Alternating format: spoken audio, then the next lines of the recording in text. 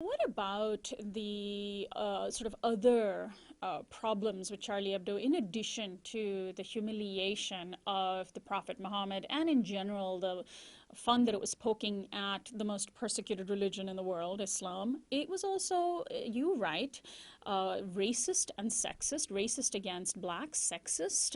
Can you give us some examples or a little bit more about this? Because I don't think that many people know who they're celebrating when they say that I am Charlie.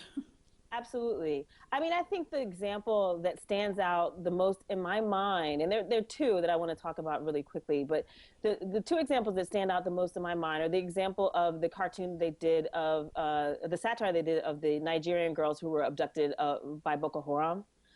They did a cartoon where they portrayed them as pregnant welfare queens. And then they also have a cartoon of one of the black ministers of justice where they portray her as a monkey. And this has really been talked about a lot in the media lately, where people are kind of saying, well, you know, people from the United States, people from the Anglophone world don't understand the way satire works in France. And, you know, I really kind of want to push back on that and say there's a lot. There is an element of racism there, and even when we don't intend to reproduce racism, because I think the deceased editor of Charlie Hebdo, Stéphane Cabrinier, he said repeatedly in interviews and discussions that the magazine is not a racist magazine, correct?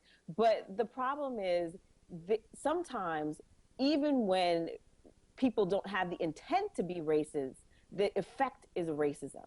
And so what I see happening in these cartoons is that they are so subtle that you can't tell the difference between reproducing the racist caricatures and actually critiquing the racist caricatures. And so that's really the kind of thing that is a challenge with them.